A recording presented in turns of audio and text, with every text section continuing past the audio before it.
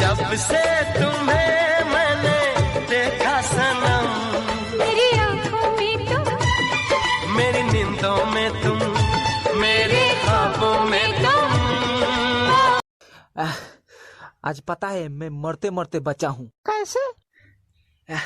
पता है ये बिहार शपथ क्रांति और लुचू एक्सप्रेस दोनों ट्रेन लड़ने ही वाली थी, तभी मैं कूद के भाग गया। तेरा लाख लाख शुक्र है भगवान, तूने मेरे पति की रक्षा की है। और जो लोग मरे हैं ना, उनको 2-2 लाख रुपया मिल रहा है। तब तुम कितने गंदे हो। गंदा हूँ कैसे? मेरे 2 लाख पे पानी फेर के चला है क्या?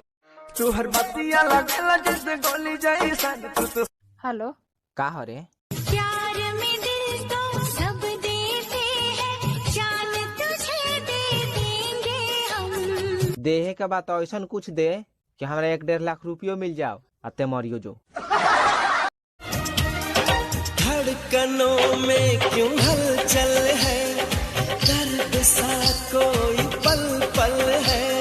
चारों कोई छलका सा है, हमको तुमसे मिलने को दिल करता है रे बाबा, तुमसे मिलने को दिल करता है। तुम ही हो जिस पे दिल मरता है। हाँ, कुछ दिक्कत तो नहीं ना है वहाँ पे? ससुरा से लाज बना, भसुरा से डरबा। साबस आ मर दू। सुते खाती तोरा से भाता। हाँ एकदम ना, तरसा दे सारे के।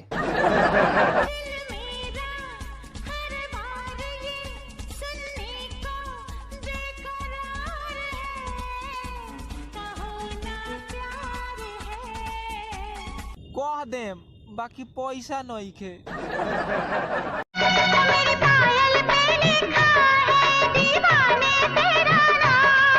दिखाओ तो मुआ देम। हई पाइल हो कि कोरिया धागा पहनले बाड़ी रे? रेला पाटिया रोजे आवे, हमारा बलम के लादेना। दिनवा कसहू कटिए जाला, दिनवा कसहू कटिए जाला।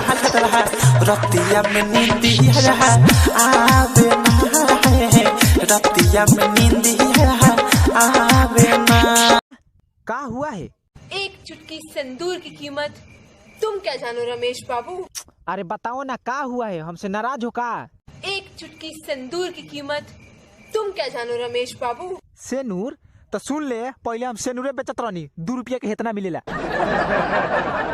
बोला गर्मी से बेहाल पानी, तो हम का करी? जल्दी भेज दो कोरियर से गर्मी कूल राजा जी। यहाँ 3 दिन से नून रोटी खा के जियतानी, भेज दी डरमी कूल। ए भैया, कहा रे?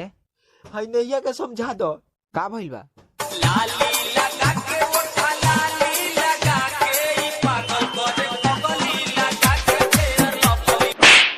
गादहा नहीं आई हो कि बुधरा हरे हरामी।